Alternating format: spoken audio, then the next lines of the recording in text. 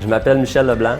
Je suis propriétaire de la compagnie Solutions résidentielles. Nous sommes éco-entrepreneurs général. On est en train de prendre le virage numérique. La transformation numérique, pour moi, c'est en fait tous les outils qu'on peut se doter pour pouvoir faciliter notre travail d'entrepreneur. On a commencé par s'attaquer à la collaboration, principalement parce que, on le sait tous, COVID oblige, on a commencé à travailler plus à distance. Ça nous a forcé, si on veut, à travailler un petit peu plus loin que ce qu'on était habitué. On a débuté le diagnostic numérique avec l'IQC l'année passée. Puis c'est un processus qui demande un certain temps. Il y a quelques rencontres à faire. En gros, le diagnostic, c'est juste la première étape du plan de transition. C'est vraiment de faire l'état de la situation de où on est. C'est sûr que c'est pas l'étape la plus intéressante, mais c'est l'étape qui mène à la deuxième étape, qui est la réalisation. Puis ça, nous, on est bien excités par rapport à ce qui s'en vient. On a le goût d'avoir de l'aide pour aller chercher des meilleurs outils, pour aller chercher des choses. Fait que ça, j'ai trouvé ça super pertinent d'avoir un bon diagnostic parce que ça nous permettait de voir les points forts, mais aussi les points à améliorer.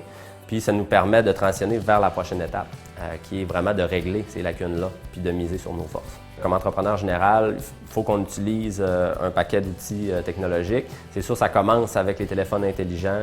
Fait que ça, c'est la base, mais suite à ça, on utilise aussi beaucoup de logiciels de dessin. On utilise AutoCAD, SketchUp, on dessine les maisons à l'interne aussi.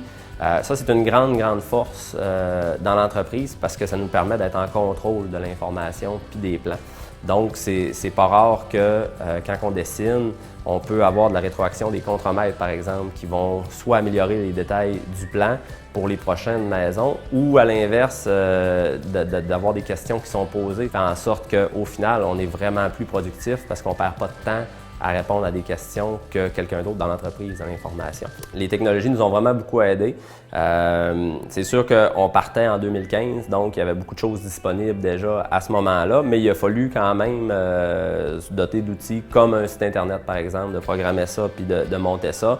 C'est quand même beaucoup d'investissement de temps puis d'énergie. Moi, je l'ai fait moi-même, mais ça se sous-traite très bien aussi. Tout ça pour dire, le retour là-dessus est excellent parce que maintenant, quand les gens nous cherchent, c'est super simple, ils tombent là-dessus, ils comprennent qu'est-ce qu'on fait, qui on est. Quand ils nous appellent, ça filtre déjà une partie de la clientèle. On trouve que c'est primordial de faire la transition numérique dans toute l'industrie de la construction. C'est sûr que ça prend du temps pour faire ce processus-là puis cette démarche-là, mais le jeu en vaut définitivement la chandelle. On croit fermement que c'est avec une transition comme celle-là que les entreprises vont devenir plus productives et plus efficaces.